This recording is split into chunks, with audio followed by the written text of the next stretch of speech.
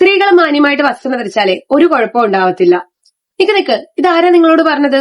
കുറച്ച് ദിവസം മുന്നേ ഒരു ഇൻഫ്ലുവൻസർ യൂട്യൂബിൽ ഇവര് സെക്സ് എഡ്യൂക്കേഷനെ കുറിച്ചിട്ട് സംസാരിക്കുന്ന ഒരു ലേഡിയാണ്. And she's a feeding mother to.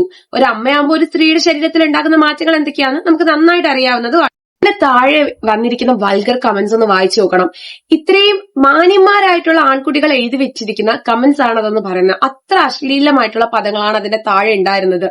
അവര് ഗുഡ് ഡ്രസ്സാണ് ധരിച്ചിരിക്കുന്നത്. എന്നിട്ട് ചിലര് പറയുന്നു ഷോൾ വേണമെന്ന്. എന്തിന്? അതിട്ടാലും നോക്കാനുള്ളവർ ഇതേപോലെ ചൂഴ്ന്നു നോക്കുക തന്നെ ചെയ്യും.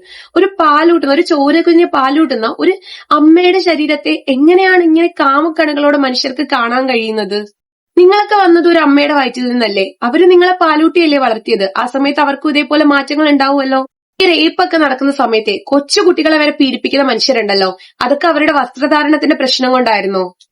സ്ത്രീയുടെ വസ്ത്രത്തിലല്ല. അവരിനി ചുരിദാർ ഇട്ടാലും സാരി ഉടുത്താലും ഷോള് പുതച്ചു നടന്നാലും നോക്കുന്നവന്റെ മനസ്സ് വൃത്തികരാണെങ്കിൽ അങ്ങനെ കാണും.